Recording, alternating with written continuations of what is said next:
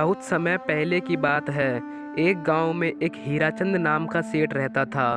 वह बहुत अमीर था। उसके पास पैसे की कोई कमी नहीं थी, लेकिन वह बहुत लालची था। उसका एक नौकर था राजू, जो सेठ के खेतों में काम किया करता था।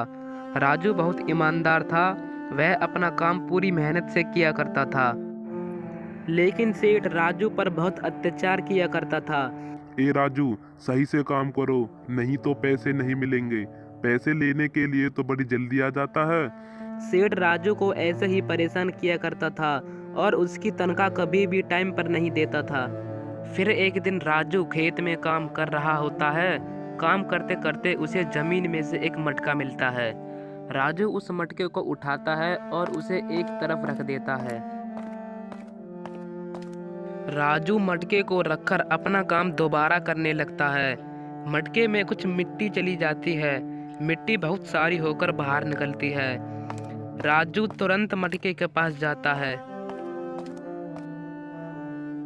राजू मटके को लेकर अपने घर चला जाता है। राजू मटके को घर ले आता है। अजी, ये मिट्टी का मटका क्यों ले आए? कुछ खाने पकाने को ले आते तो सही रहता। यह कोई ऐसा वैसा मटका नहीं है, यह एक जादुई मटका है। अरे, तुम्हें किसने बहका दिया? जादू वादू कुछ नहीं होता। चलो मैं तुम्हें दिखाता हूँ। ऐसा कहकर राजू उसमें एक सोने का सिक्का डालता है। वह एक सोने का सिक्का बहुत सारे होकर बाहर निकलते हैं। राजू और राजू की पत्नी इस चमत्कार को देखकर बहुत खुश होते हैं। अब मुझे उस खड़ूस सेठ के पास काम करना नहीं पड़ेगा। क्यों ना हम इस जादुई मटके से लोगों का भला करें। इससे हमारा भी भला होगा और लोगों का भी। हाँ, हम गरीब लोगों की सहायता करेंगे और उन्हें उनकी जरूरत का सामान देंगे। फिर सुबह होती है। राजू गरीब लोगों की मदद करने लगता है। यह लो बेटा, क्या है अंकल इसमें? इसमें कुछ कपड़े और खाने पीने का सामान है, लो ले लो। रामू उस छोटी लड़की को सारा सामान दे देता है।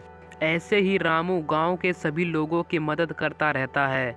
अब रामू के पास काफ़ी पैसे इकट्ठे हो गए थे और रामू ने अपना एक नया घर भी बना लिया था।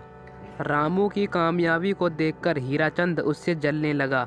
अरे श्याम, जो रामू हमारे यहाँ काम किया करता था, आज रात उसके घर चुपके से देखकर आओ। उसके पास इतना पैसा कहाँ से आया है? ठीक है मालिक, मैं आज रात को उसके घर चुपके से जाऊंगा और सब कुछ देखकर आपको बता दूंगा। फिर श्याम वहाँ से चला जाता है। श्याम रामू के घर की ओर चला जाता है। रामू मटके में एक सोने का सिक्का डालता है, जो बहुत सारे होकर बाहर निकलते हैं।